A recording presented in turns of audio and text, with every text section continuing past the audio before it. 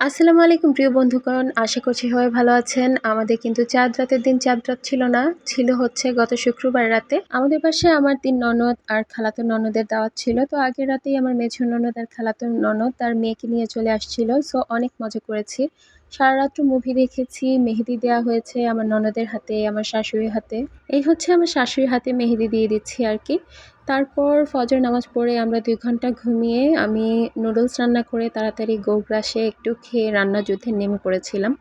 কিন্তু রান্নার ভিডিও বা কোনো ভিডিও আমি আসলে কমপ্লিট করতে পারি নাই। সেদিন মুরগির রোস্টটা বসানোর পরেই আমার মেয়ে উঠে পড়েছিল, আর উঠার পরে দেখলাম ওর শরীর খুব খারাপ ছিল।